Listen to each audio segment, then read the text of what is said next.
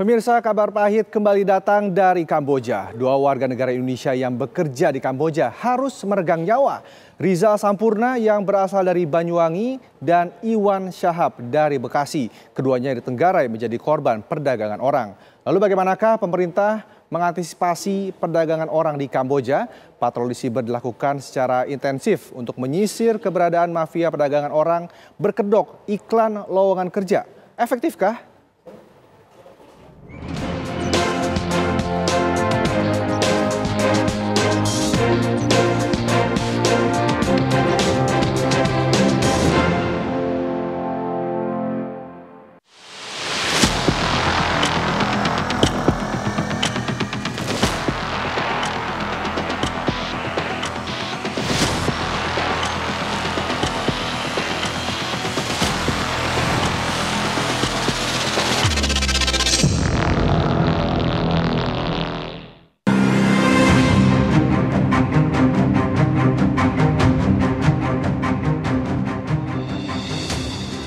Kematian Rizal Sampurna yang berasal dari Banyuwangi dan Iwan Syahab dari Bekasi bukanlah kasus pertama kematian buruh migran di Kamboja.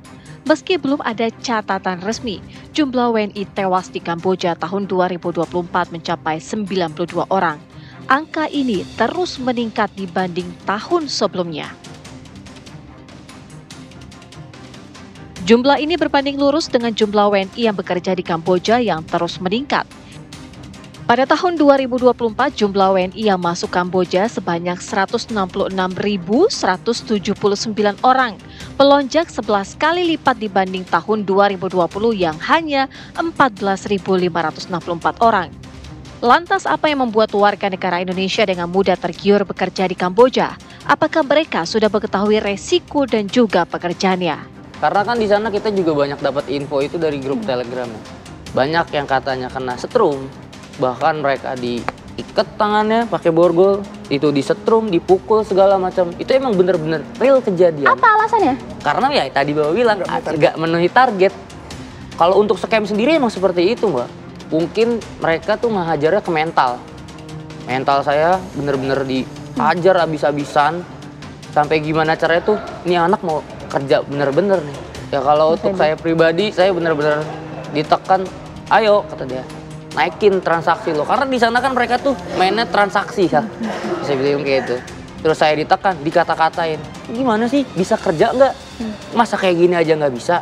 Kan udah banyak nih platform-platform yang udah gue sediain buat cari member segala macam. Masa kayak gini aja nggak bisa? Kalah sama anak SD kayak gitu sih, Mbak. Mohon maaf Mas, ada juga katanya kalimat-kalimat yang ya betul, cukup kalimat kasar. Hewan semua itu semua dilontarkan sama. Tiap hari Mas Febi dengar itu? Setiap hari kalau misalkan nggak memenuhi target.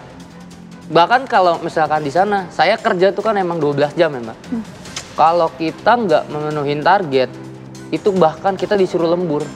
Ya kalau di Indonesia kita kerja lembur dapat upah, di sana ya nggak ada. Iwan Syahab WNI asal Bekasi, Jawa Barat ditemukan dalam kondisi terluka parah oleh polisi Kamboja dan sempat dilarikan ke rumah sakit sebelum meninggal dunia pada 14 April 2025. Ya ada itu kayak sobekan itu di perutnya pas waktu saya mandi. Dugaannya apa Bu? Nggak tahu juga, saya emang nggak ngerti. Orang-orang ngomongnya kayak gitu. Saya juga ginjal diambil. Iya, ngomongnya pada kayak gitu tuh ginjalnya diambil. Rizal Sampurna WNI asal Banyuwangi, Jawa Timur yang dikabarkan meninggal dunia pada 7 April 2025 di Kamboja sempat menghubungi ibunya dan mengatakan ia bekerja dengan tangan diborgol. Kalau kerjanya itu di depan komputer, tangannya itu diborgol sambil kerja itu Mbak. Tapi dia itu nggak ngasih tahu ibunya. Takut Mbak, ibunya itu punya riwayat penyakit jantung kan. 16 itu masih berhubungan masih sama saya yang terakhir itu. Yang terakhir kali dia ucapkan, doakan Bu, saya selamat Bu.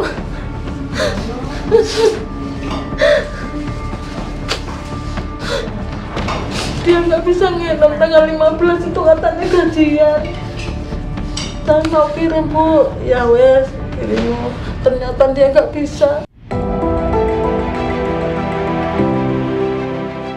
Fenomena kematian para pekerja migran Indonesia ini ibarat puncak gunung es yang menunjukkan betapa berbahayanya lingkungan kerja di Kamboja.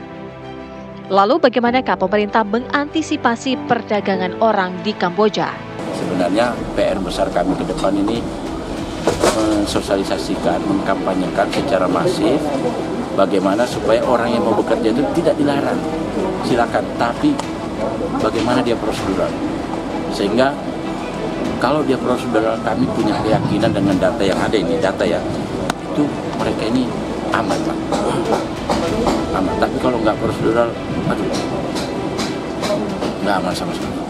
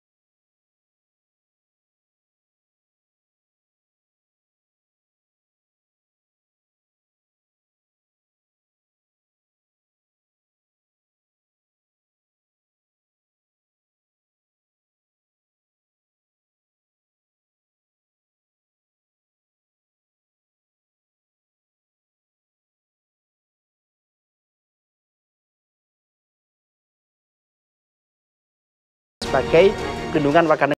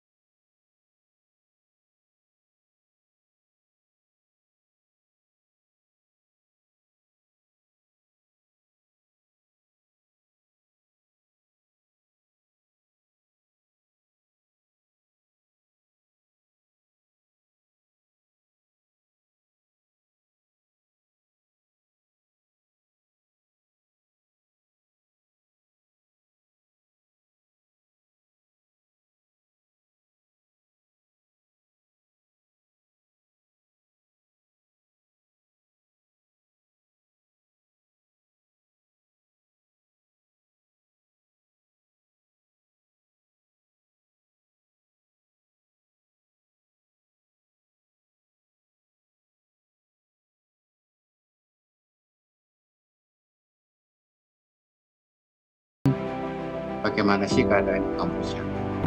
Ya, pertama jelas adanya kebutuhan ekonomi. Artinya di tengah-tengah situasi di mana informasi sudah begitu terbuka,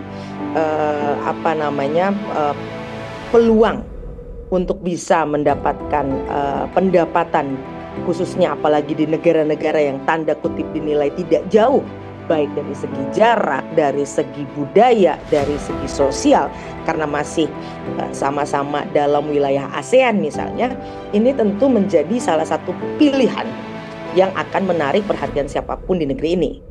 Dan yang kedua adalah jelas memang kelemahan pengetahuan tentang apa sih yang disebut dengan perdagangan orang nggak paham. Orang taunya hanya ada perdagangan barang. Perdagangan orang itu apa? Tidak banyak orang yang tahu, meskipun orang yang sekolah sekalipun. Oke. Lalu yang ketiga, ketidaktahuan terhadap prosedur yang ada. Artinya bukan tidak boleh pergi kemanapun di seluruh penjuru bumi ini, asalkan memang melalui prosedur yang jelas agar kepastian untuk mendapatkan pendapatan tadi benar-benar terwujud. Tim TV One mengabarkan.